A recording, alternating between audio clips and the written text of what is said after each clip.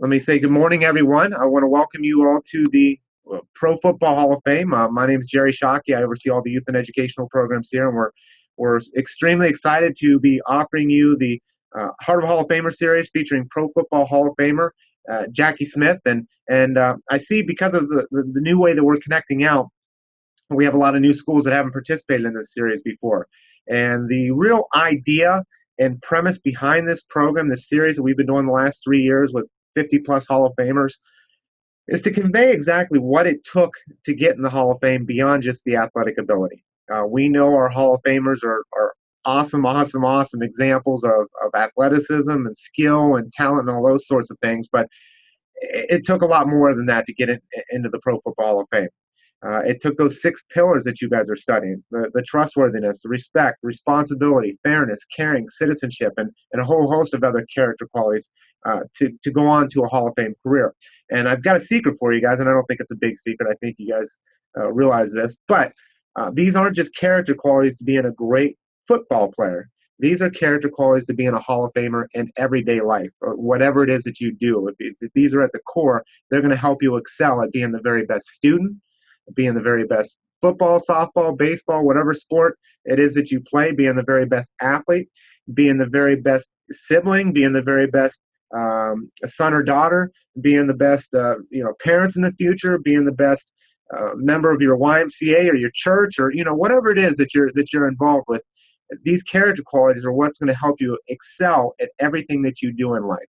So you guys have the awesome opportunity to talk with someone today who's achieved greatness both on and off the field, and ask them what kind of obstacles that they faced in life, what kind of adversities they faced, what did they do, and what did they learn from sports that taught them about the business world, and all those sorts of questions that you have the opportunity to ask that. But I can tell you, to put on something like this, it takes a football team, we'll say. It took a team of individuals and folks that helped put this on, and I'd like to give them a shout out real quick as well.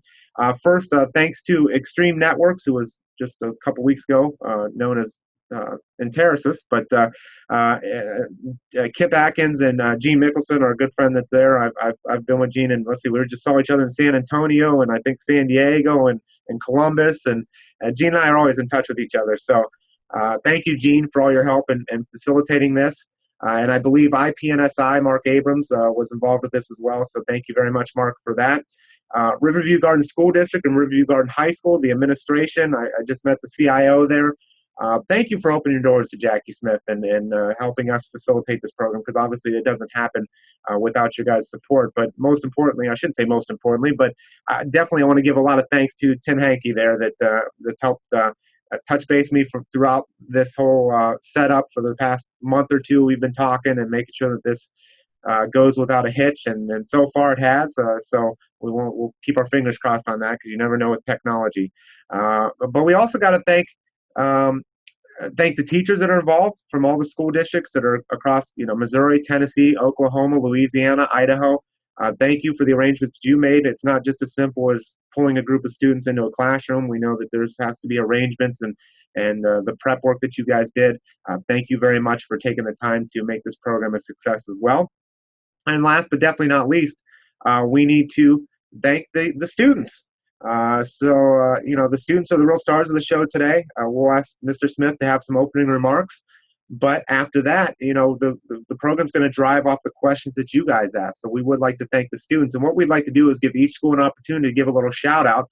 So not only, number one, you can show your school spirit, but number two, all the other schools can see where everyone's coming from. So as I introduce you, feel free to unmute your microphone and give a shout out.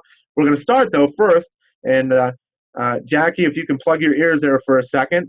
Riverview Garden High School, if you want to give a little shout out. I know you're in the library, my apologies. You want to give a little shout out, a little cheer, go ahead. St. Louis, Missouri. Okay, thank you. Thank you, Riverview Garden. Appreciate it. So we're going to go from Missouri to Tennessee, Crossville, Tennessee, Stone Memorial, if you want to give a shout out. Hi. Okay, thank you. Very subdued, but very in sync. I like that. Let's go from Tennessee to Oklahoma, to Terrell, Oklahoma, Terrell Elementary School. Go ahead, Jackie. Thank you, students there. We appreciate it. And we're going to go from Terrell, Oklahoma to an area that Mr. Smith is very familiar with, and that's Joel Sumner Middle School in Kentwood, Louisiana. You want to give a shout out? All right, thank you very much. Awesome. And last but definitely not least, we want to go to Idaho, Cambridge High School in Cambridge, Idaho. Go ahead.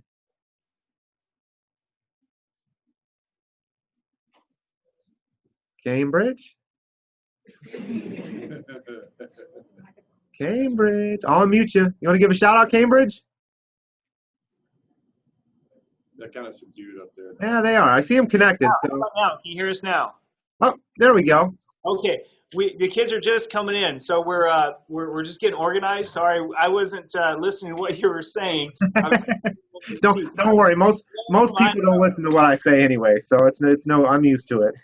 I am too. I'm a teacher. So, but hello from Idaho. The kids are just coming around, and we're getting organized. So okay, great. Thank you. And just remind you to keep your microphone muted. I forget if you're coming. I think you're coming in on the software. So if you are coming in on the software, the video conferencing software, there's a mute button on the bottom right or bottom left that you can mute. There you go. You got it. So perfect. So thank you, Cambridge. So we got all schools accounted for, and that's the order we're going to go into. When we go to the Q&A session here in a moment after the opening remarks, we're going to go in that order, which will go Riverview, Stone Memorial, Terrell, Joel Sumner, and Cambridge. But let me go to the introduction of our featured speaker here. And that's, obviously, as we already said, Pro Football Hall of Famer, Mr. Jackie Smith.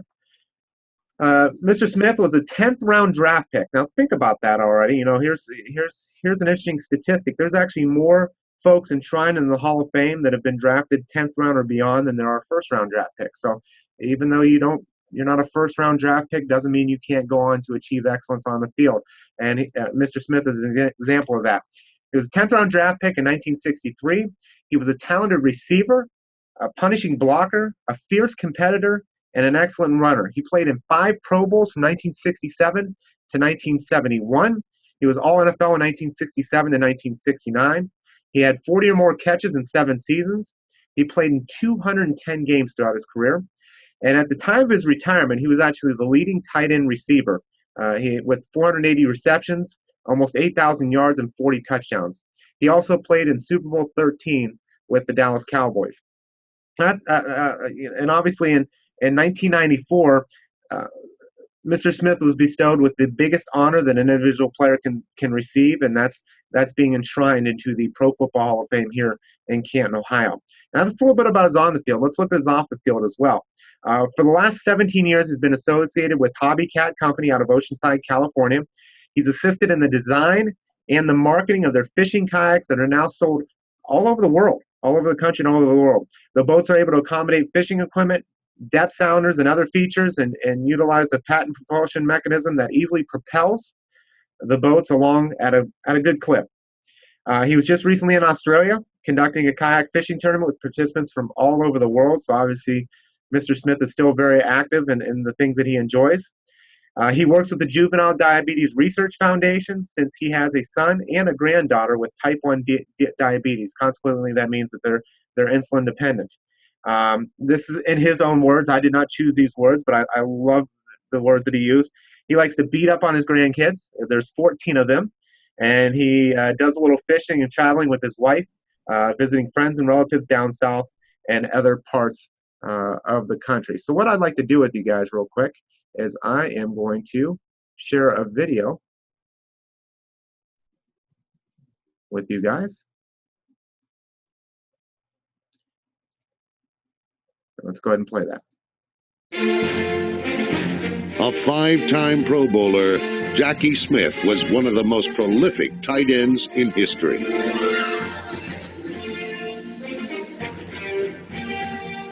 Smith used his unique combination of size and speed to turn many of number 17 Jim Hart's passes into spectacular plays. So he zipped it right in a great pass, and so I said, well, I better do something since I insisted that he throw me the ball. I better, and so, but it just turned out that timing is everything, and timing when guys are trying to hit you and if they're running into each other and how you're doing things and whatever, and put a little determination and fear in there, and things work out sometimes. Okay, if all the schools can unmute your microphones for a second and join me in giving a warm round of applause to Pro Football Hall of Famer, Mr. Jackie Smith.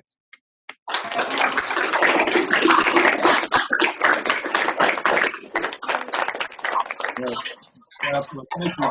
And Mr. Smith, the microphone is yours, sir. Okay, well, thank you very much, Jerry. First of all, it's just really an honor to be able to do this, and especially to have my hometown of Countwood, Louisiana, and Joe Sumner on the line here today, and be able to say hi to them. I know most of you guys, when you went to school this morning, you had to ride across the Tangipahoa River to get there, and we have spent many a summer floating that river, catching those Kentucky red eyes, and diving off of that bridge, hoping that the river didn't rise overnight. Change overnight, and we'd hit the bottom. So there's a lot of we have a lot of memories out in that area. For me, especially, we could spend a lot of time thinking about that. But it's great that you're here, and as it is to be great to be with all the other schools around the country here. The Character Counts programs that you guys are instituting into your school could be possibly the most valuable program that you come across in your school career. I'm fairly familiar with the program since I've started it and put it in some schools and other parts of the city around here. So I made some little comments here, some things that I'd like to just say about the program. Character Counts is a program that's designed to make you aware of the important aspects of communicating and interacting with others. These others are not only your classmates, but anyone that you will ever have an association with. These principles will carry over to adulthood and serve to make you all you can be and simply feel good about who you are. We all have to learn to get along and appreciate the needs of others. We all have to learn how to add quality to our lives. We all have to learn the way we may not get everything we want. And I can assure you, without committing to study and demonstrate the character traits taught through CC, happiness and success will be elusive, if not impossible for you. Consider for a minute how unique this regimen is, this teaching of character, placing it right up there with the essentials like reading and writing. Your schools and hundreds of other schools have determined this sort of information is critical to your success, your happiness, your productivity, and there would not be such a concentrated effort to insert this program into your school. This has not always been the case, but educators have determined this type of information is just as critical to your success as making the honor roll.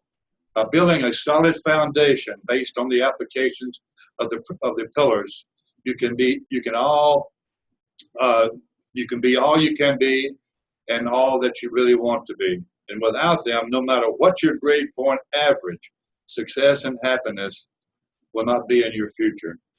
By learning and adhering to the pillars at this stage of your life, you are preparing yourself to fulfill your potential. For some of you, it may be hard to grasp the importance of this program, or you may have friends that feel the program is just another school thing you have to go through. However, I would strongly suggest you should suspend any preconceived or negative notions you may have, overcome those preconceived notions, ignore negative friends, and embrace these pillars. They are designed to put you in the very best state of mind to achieve and prosper. By introducing you to the very foundation of character, it will enhance your personality, allow quality people to enter your life. You will learn what it means to have a friend and to be a friend. Incorporating the tenets of this program into your life develops a personality that will attract the quality friends and relationships we all need to make life enjoyable and to make it rewarding. So this program was conceived for you, for all of you. It offers you the tools to do the right thing and do things right, to be happy. No one has ever achieved happiness and success without adhering to these pillars. Trust me, trust your teachers, trust this program. You will learn You will learn to grow. You will learn to be happy. You will learn to be all you can be. Thanks.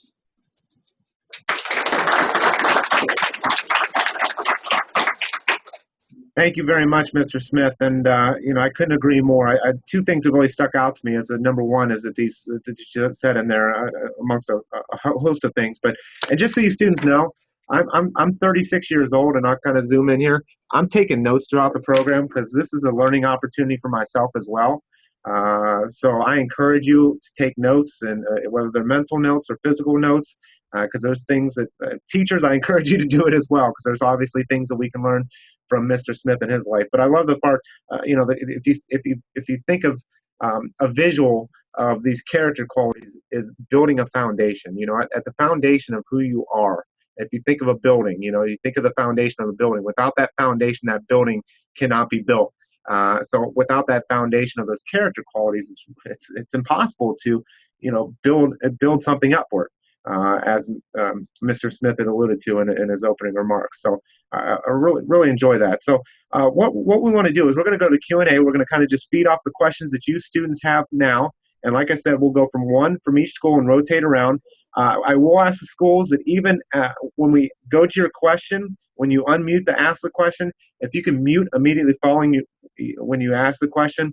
That way, when he's given his remarks, we can eliminate any background noise.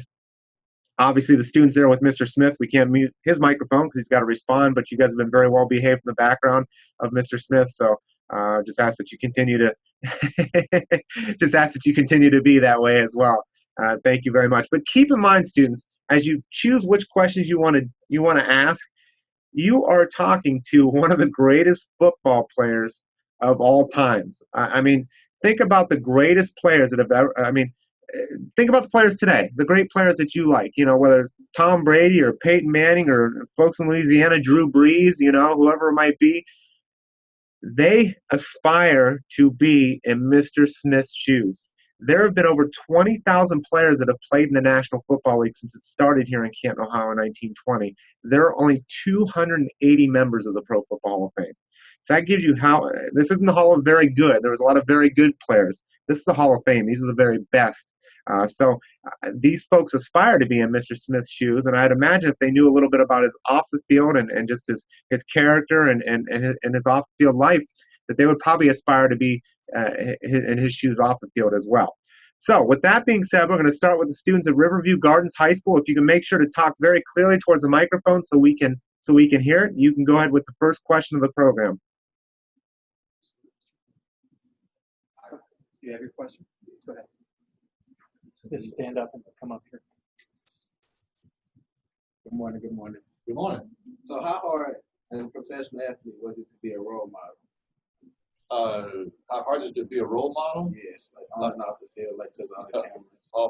Well, quite frankly, I don't propose to be a role model. I propose to be what I am and be all I can be. And that's really all anyone can be. But I think that as we go through life, we'd be foolish not to ignore things that we've learned from other people and things that we've learned from teachers and learned things we have not learned from successful people. We can spend our life observing and just saying, what can I take away from this situation? What can I take away from this person that can just add to my life? And that's really what it's all about. Not to be so introverted that you can't be willing to reach out and learn something and say, I really like that guy. I like what she's doing. I feel good about that person. I know this teacher is really trying to help me and really try to incorporate it into your life. That's really, I think, the main thing. Okay, thank you very much. Great first question to ask about being a role model there at Riverview Gardens. So let's go to Crossville, Tennessee, Stone Memorial. You can go ahead and unmute your microphone. Yeah. How can you relate each of the 6 pillars of character to the game of football? That was really hard to hear. I don't know if your audio's coming through or if you're just quiet.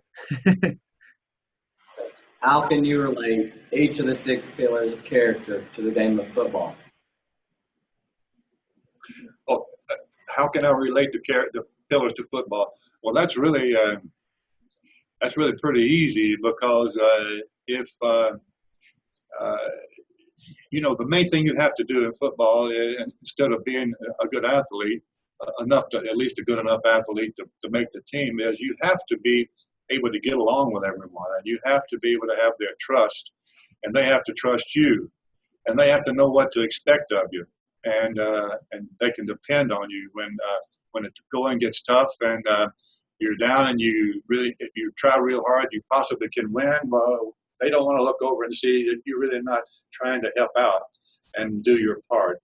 So you could go through a whole litany of situations that would probably exemplify and be an example for each one of the pillars.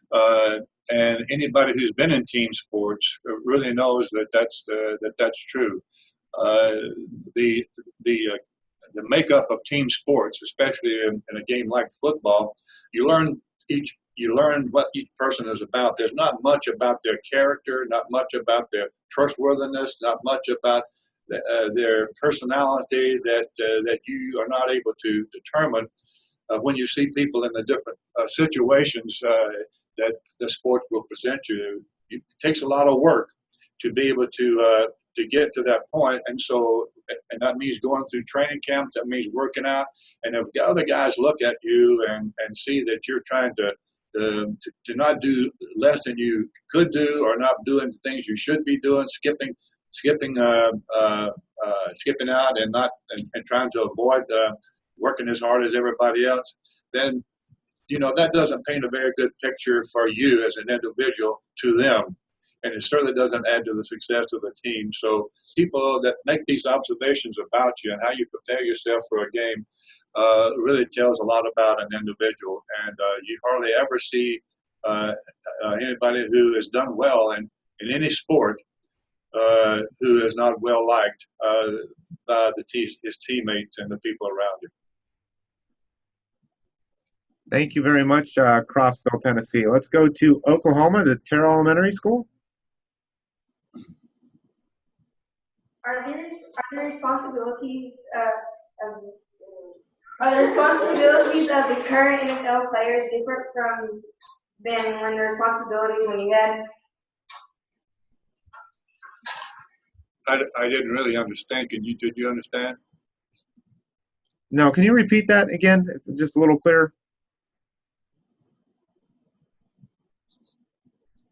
The responsibilities of the current NFL players different than the responsibilities you had when you played?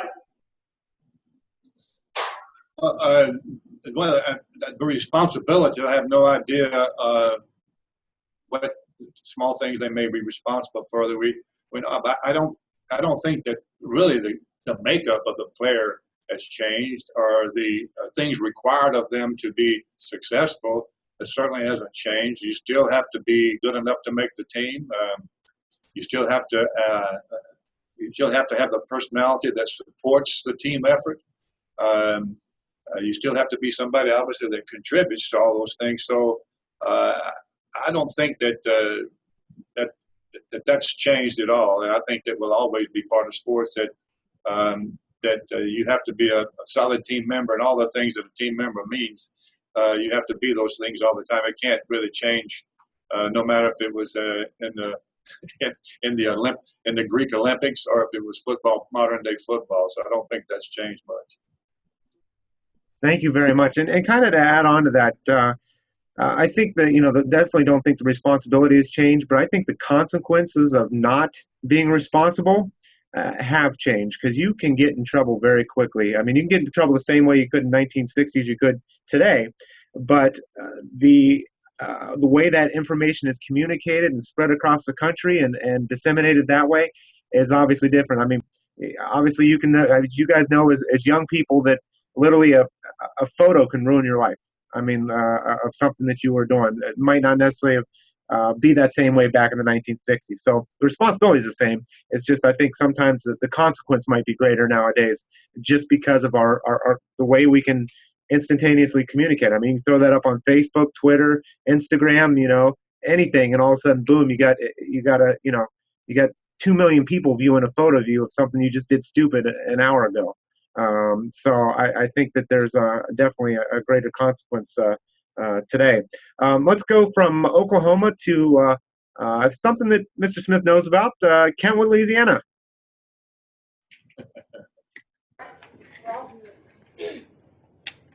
What drew you to football? Did you grow up playing football, or did someone recognize your natural talent and stick you on a team? I didn't grow up playing football so much as a lot of other guys did, and in Kentwood High School there. I played. I went out for football in my junior year. I played in my sophomore year. I tried to play. I didn't make the team, and then I got then I played. Then I and the let's see, trying to put the deal together. When I was a sophomore, I got a bone infection, osteomyelitis. I caught, and I had to spend some time in the hospital recovering from that, so I didn't do much. Then in my junior year, all I did was punt the ball. I didn't really play. And then my senior year, I played a half a year, and then and I was playing against Clinton, Louisiana, as you guys may know where that is over there. And I got my shoulder cracked, and I had to put it in a cast, 50-pound cast for the rest of the year. So that was really it. As far as football for me in high school was about a half a year. But what I did do is run track, and that was what that's the reason I got into college, is to run track. And the coach told me that if I would just the best deal I had as far as getting into college was that the coach said, if you'll just come here and run track for us, but go out for football and don't quit, then we'll be able to give you a full scholarship. But it was the best deal I had. So thank goodness for Northwestern. I was have to go up there and play a little football, and somebody noticed it, and so I came with the Cardinals. So it was so I was very lucky to be in the situation I was, and to be able to go to Northwestern. They helped me out a lot, for sure. And that was something unique about Mr. Smith, too, at the tight end position. You guys saw that video clip that I showed you. I know just because of the limits of technology, it kind of came through a little bit disjointed, but nonetheless, you should have been able to capture the fact that first highlight, he outran a defensive back, and then the second highlight, he ran over a linebacker. So he had that unique combination of track speed, as he said, as well as could put a shoulder down and run over someone if needed to. You'd have been as scared as I was. You could have done the same thing. Thank you very much, Countwood. Let's go to Cambridge, Idaho. Hello, my name is Andrew, and our question is, what was the most memorable moment from your football career? Well, that's asked a lot, and of course, getting into Hall of Fame was extremely memorable. Are they still there? Extremely memorable. But I always have to refer back to when I first started, and I never did permit myself to think I was going to be able to make a football team. It's certainly, and common sense would tell you it was not going to be in the cards, but I was determined to give it my best shot, and I went through a lot of gyrations and getting together with people and talking to people to try and make it as good a shot at making it as I could, because I didn't want to go there and go through all that and have such a wonderful opportunity and come away from it saying that I really, if I'd have tried a little harder, I think I could have made that. But I did absolutely everything I knew how to do at the time to prepare myself for going to the team. And it just happened that I barely got in, and I barely made the team. And when I found out that, so the moment that I remember was we were playing the last exhibition game against the Chicago Bears in Soldiers Field, and And if you were able to go into that game and play the way it was set up at that time, go in and play in that game that you were asked to go play in a game, then you were going to make the team. And so when I went in, remember being in the huddle and being in there with John David Crow and Charlie Johnson and all these guys that I'd been looking at for years. And I remember reaching around and pinching myself on the behind to see if I was going to wake up or something. But it was that's the moment that I guess remember more than anything, because it meant that I really did make the team. Thank you very much, Cambridge, for your question. Mr. Smith, if I can throw out a question there for you as well. One of the things when we do this program, one of the reoccurring themes that I find with our Hall of Famers, and you even mentioned it in your opening about allowing quality people into your life, that's one of the things that, when we talk about peer pressure, a lot of times we think of it as a negative thing, and there is negative peer pressure, obviously, but there's also positive peer pressure by allowing positive influences in your life. Can you talk to that a little bit? Oh, absolutely. I could talk a long time about that, and those type of influences and those type of people come into your life on a regular basis at all ages, at all stages of your life. The big thing is when you're at this age, the young age, you have to try and be common sense as far as analyzing and looking at someone who is your friend. And you know what your mom and dad are talking about. You've heard other people, you've read books, you see programs like this, and you hear people talk about what is the right and wrong thing to do. But just the whole thing is just to simply have enough courage to do the right thing, and have enough courage to pay attention to people, have enough courage to break away from some guy who is so cool or some gal is so cool that everybody wants to be around them, but there's some reason that just makes you not feel good about them. Emerson said one time, trust to that prompting within you. And if you just feel like there's just something there, then trust to that prompting and do something about it. Move on to someone else. It's easy to find somebody who's with quality, and somebody who you can communicate with, and somebody who's going to appreciate who you are as you appreciate who they are. And so it's very important to be able to find the right friends and to have a good judgment on that. And all you have to do is look to the most popular people in the class and see who are they hanging around with and what are they like. And I had a guy like that in my college. His name was Robert Nixon. Great guy, just an older guy in Kentwood High School there. And he was just he was older than I, about 2 grades ahead, but he was just such a nice person. He was a quality guy. He was always friendly. He's always helpful. He's always just there. And it's amazing how even at this age, I remember him and what influence he had. And so you have the opportunity to do that for other kids too. So be that person. Yeah, I was just going to comment on the fact that you still remember that person's name. So obviously they had a pretty profound impact on your life just in that short time period in your life. So let's go back to the students there at Riverview Garden. If you have another student that wants to step up, and I'll remind all the schools to make sure to speak up because it's a little bit quiet. So if you can speak up a little louder and project more towards that microphone for all the schools, not just Riverview. How has the 6 pillars occurred that affected your life, and is there one that you emphasize more than others? Did you hear that? Go ahead and repeat it. I said, how has the 6 pillars occurred that affected your life, and is there one that you emphasize more than others? Well, that's thank you for the question. That's really a hard question to answer. I think that at one time or another in everyone's life, all these things become critical, and or can become critical. And but I think being I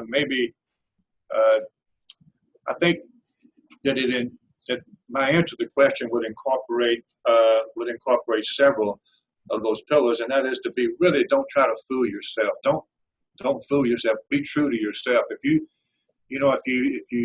If you really look down and just be truthful with yourself, don't try and be something you're not, and don't try to adhere to something is aspire to something is not really you. And just again, trust to that prompting. We need to do the right thing, and don't just trust yourself. That's all, and just try to do the right thing. It's really all I can do. And that simple thing there will lead you to the right people, will lead you to the right actions, and will lead you to find really what your qualities are, which are going to help you just move right on through.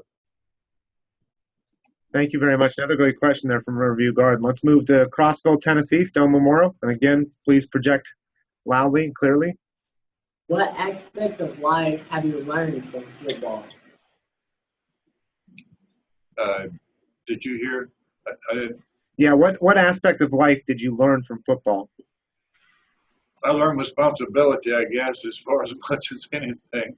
That you're responsible for your own actions, obviously, and you're also responsible if you do or don't make a success of yourself.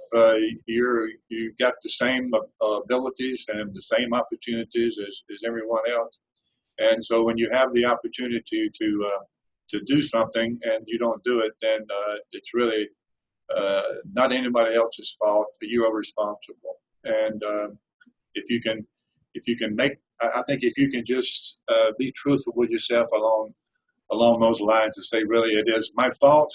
I really didn't do very well. I am really not the person I want to be, and try to aspire to being a better person, or you can recognize the people who are responsible people and sort of just learn from those people. Then I think that's the big thing, is just accepting the fact that you have a responsibility for yourself, and you're answerable to yourself, and you need to be truthful about it when you do that. Great, thank you very much, Crossville. Let's go to Oklahoma, Terrell Elementary School. Which character trait do you have that you believe is your strongest in life? What character traits do I have? What? Which character trait do you have that you believe is your strongest in life? I didn't get the last. I got it. Which character quality do you think is your strongest, and why? Well, I'm good looking and funny. You know, that's all. No, I'm not. Neither one of those. I don't know. I think it's because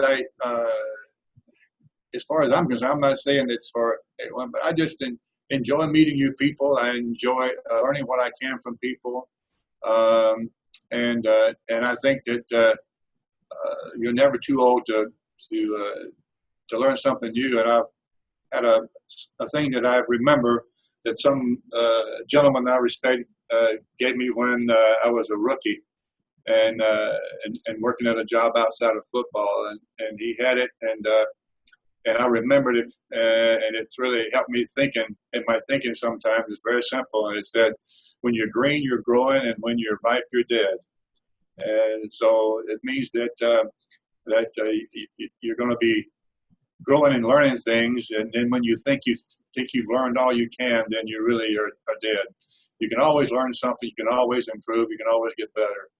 And if you keep that attitude, no matter what you're in, no matter if it's playing football, no matter if it's in school, no matter if it's being the type of friend you want to be, then you'll never get overconfident. You'll never get cocky. You'll never be a guy that someone doesn't like, or some guy, so you'll always be in that state of learning and anxious to learn. So that means you pay attention. That means you pay attention to people. You want to listen to people. You're not bored by people, and people appreciate the fact when you're listening to them and acknowledging what they're saying to you. So it's really a learning situation, and I think is what it has to be that way all your life. And I think it's important to note as we talk about learning from other people, and many times in athletics, we have no problem if, you're a high school athlete there or a middle school athlete, let's say basketball or whatever, and, you're having problems with your free throw shooting. You go to your coach and you say, okay, coach, I'm having trouble free throw shooting, okay, we're going to work on that.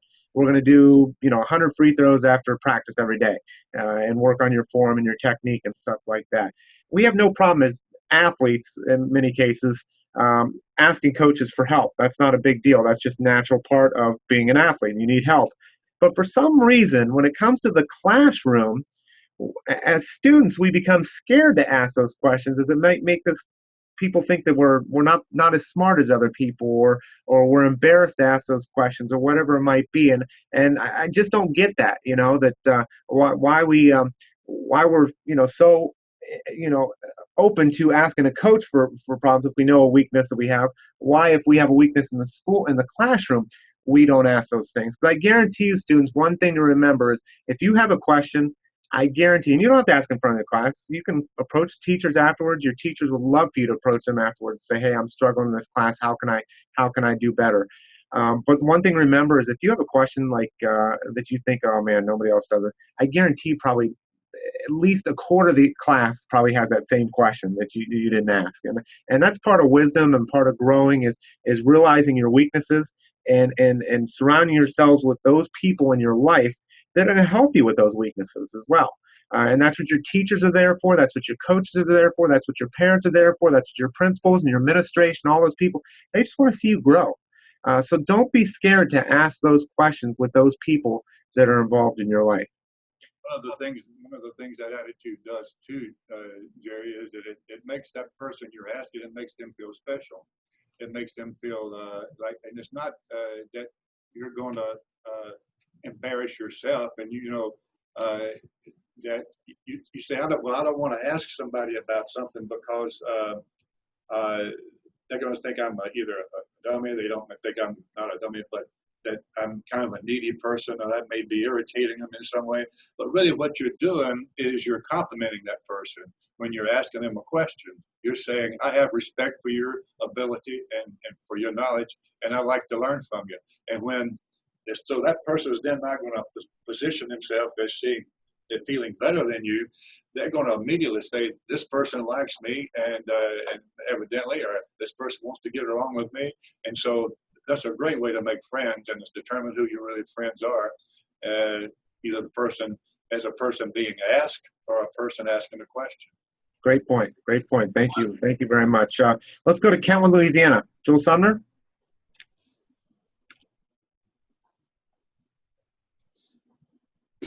Sorry, we're here. I was like some new students in. Go ahead. At what age? Hey. How is the NFL different today from when you played? Can you do that again? Yeah, speak towards the microphone, please. I think that microphone's in the middle of your room. If you can speak towards that. Yeah, speak toward it. How is the NFL different today from when you played? But it's quite different. I think you could turn on your television to see that, and if you can see that video that was run by a while ago, I think it was obvious thing is it is black and white back then, and it's color now. But the players, the plays, and everything has changed. The game, just like anything else, has evolved. And what used to work in football would no longer work because of the way the game has evolved. The players now, for instance, are bigger, stronger, and faster. And the reason is because they've incorporated training programs that take a player all the way through high school, college, and into pro sports. In the 60s, in the 60s, football, professional football, at least our team, I don't know of any other team that did it either, had any kind of a weight training, a lifting program, or training sessions going on in the off season. Having training programs going on in the off season. Now all of them do. All of them demand that, and they check on you to make sure that you do stay in shape for the whole season. So that one aspect of it alone has changed the game tremendously, so that now everybody's bigger, stronger, faster. And then when you talk about the actual playing of the game, that's changed also. The formations, the way the modified open formations are played. Used to, it was just a straight T with three guys in the backfield, or maybe two guys at the most.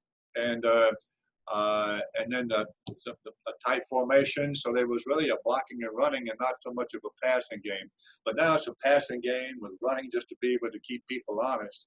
But so all those things have changed the game. But mainly it's the change the game is the player, the athlete themselves. They're much better athletes now and much more conditioned. And the actual concepts of playing the game as far as making up the plays and running them, that's changed also. But mainly it's just the player himself, the quality of the player. Thank you very much. Let's go to Cambridge, Idaho. My name is Mitch Royer, and I'm part of the government class here. And my question is, how did football affect your life as a U.S. citizen? Did you ever serve on jury duty or vote while playing professional football? No, I didn't. Never did. I never did do that while I was playing football. Never was asked to, or I would have been glad to do that, but I didn't. But that didn't happen. And what was the other part of your question? Did you? Just how did it affect your life as a U.S. citizen in general? Well, I don't know. I don't know. I think it really affected my life really profoundly because it took me out of the environment that I was in down south and out of a small town, which I really enjoyed going back to and visiting on a regular basis, and would plan on going back in a couple of weeks, as a matter of fact. But what it did, it got me out of an area, out of there, and into a bigger arena to be able to look at a life from a different perspective and to enjoy it more. But I find that what is also, and I've enjoyed it immensely, it's helped me immensely. But what I've also found is that it made me appreciate Kentwood, Louisiana, and other people and other places I've been in and around the country that are not really this large an environment, I guess. Made me appreciate them much more. I really enjoy going back down and visiting in the areas, and so. But I think that it's really helped me along those lines. Thank you very much, Cambridge. And I see we have about 10 minutes or so left. I think we should be able to get through one more question from each school. So think of your last question. We'll go back to Riverview Garden.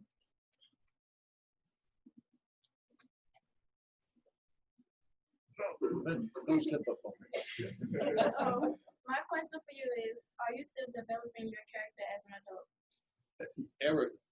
I think that everybody's always developing their character, whether it be up or down. And so hopefully everybody is aspiring to the things that we've been discussing here this morning, adhering to those qualities, and then if you do, those type of improvements will come automatically and subconsciously, really.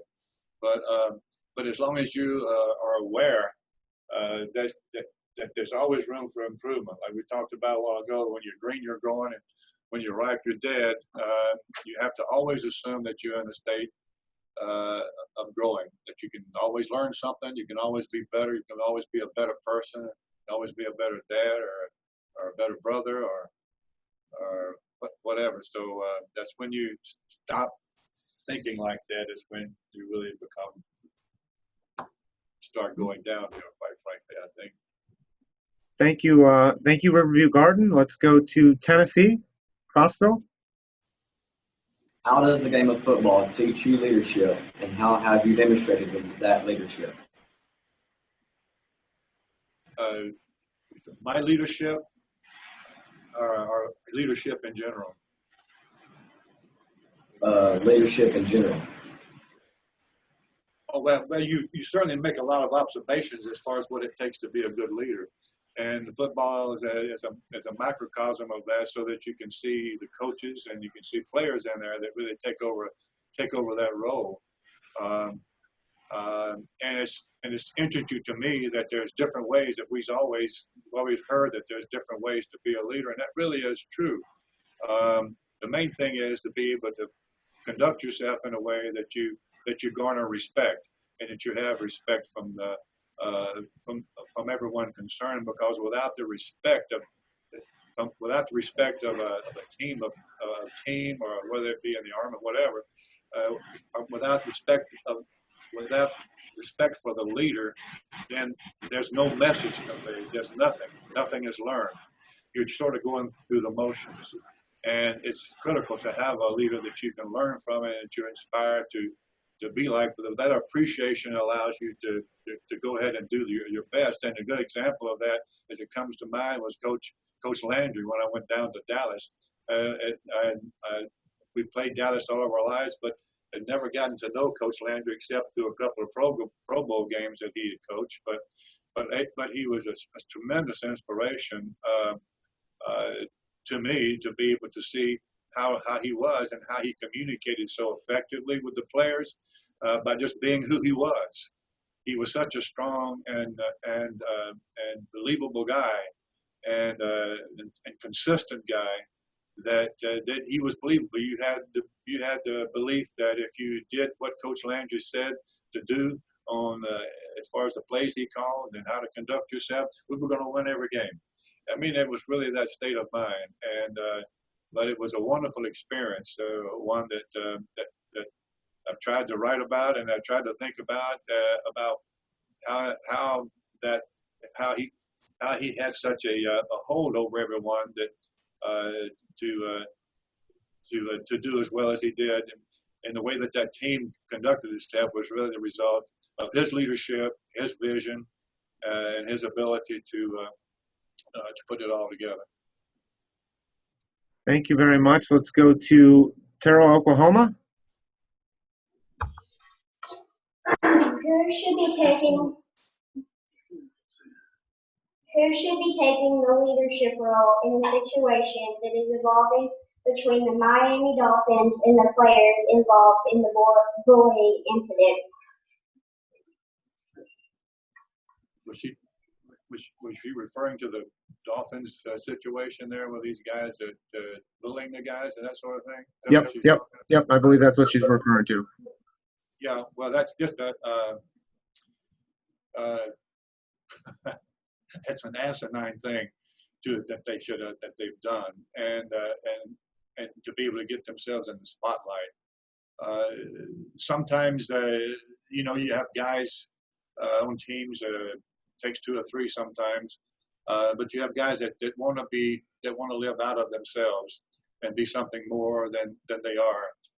They require special attention, and the coaches don't really call them to task for that before they have made something like this has come about. But I know that the people involved in it are embarrassed. I know that probably in the closed environment that the football teams have, that interacting within that environment, it was more understandable than being exposed to the outside world. So you have to give them cut them a little bit of slack. But the mere fact that some of those things were said and done certainly would not have been able to contribute to the success of the team. It was more contributing to the success of their egos. That's a great point. I love that, contributing to the success of the team, but more contributing to the success of their egos. That's a good quote to live by in life. It's contributing to the team, not your ego. Let's go to Joel Sumner, Countwood, Louisiana. At what age did you begin thinking about possibly playing in the NFL? When did I start thinking about playing in the NFL? That night on the football field when I pinched myself on the butt trying to realize I'd made the team. That's when I started thinking about it right then. Before that, I was not giving myself the luxury of fantasizing at all about playing the game. I was just going to make sure that I did the best I could to get to that particular point. And if I was going to do that, if I tried that hard, went to as much trouble as I knew how to do at the time, that if I didn't make the team, I would not be disappointed. I would not have any regrets. I didn't want to not make the team or not get in there and then look back and say, I could have done this, I could have done that, I could have worked a little harder, I could have dreamed a little bit harder, I could have sweated a little bit harder, I could have done better. and that would have been a terrible thing to feel, because I only made it by the skin of my teeth anyway. And so it's those little times that you shave off the effort sometimes that makes you lose out in the race. Okay, thank you very much, Joel Sumner. And for the last question of the program, we're going to go to Cambridge, Idaho, and then we'll ask Mr. Smith for his closing remarks. Hey, I'm Sky Southwick, and I was wondering, when and why did you leave the NFL? When and why? Yeah. Did I leave the NFL? Well, I left the NFL because I was an old guy. I was an old guy by those standards. I was 38 when I left, but I left once, and then Coach Landry called me third game into the season and asked if I would come back, and so I said, you know, I'm out of shape. I don't know if I'd be able to do this, but he said, well, why don't you get on down here and we'll figure it out from there. And so, but it's just I don't have any. I just did as much as I could and played as hard as I could, and for the time to given me, and that's really all I can say about that. And Mr. Smith, just to close this program out, is there anything, you know, that either A, you would like to reiterate that we've talked about today just for emphasis, or is there something we didn't touch on that you'd like to share with these students? Anything at all to close out the program? I think there's only one thing that comes to mind that I think covers it all, really, Jerry, and I said, and that is don't fool yourself. Don't try to be something that you know you're not. Be true to yourself. Make sure you got good friends and hold them up in high regard and make sure they know you appreciate them. There's some people in your life that are trying to help you out. Maybe your coaches and your teachers. You can learn something from them, not only on how to make a better grades, but also how to be a better person, and figure out who those people are as soon as you can. But more than anything else, just do things right and do the right thing. That's all. All right, and if students, if you want to unmute your microphones and join me in saying thank you and give a warm round of applause to Pro Football Hall of Famer, Mr. Jackie Smith.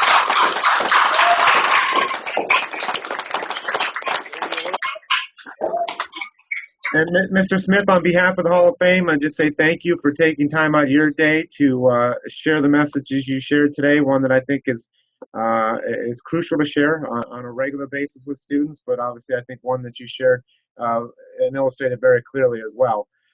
Thank you to, again, Extreme Networks, and formerly Antaresis, IPNSI, Riverview Garden School District, the teachers, the students at Stone Memorial, Terrell Elementary, Joel Sumner, Cambridge, all those folks all across the country. Thank you for all the prep work that you did and making this successful. And this concludes our program. Take care.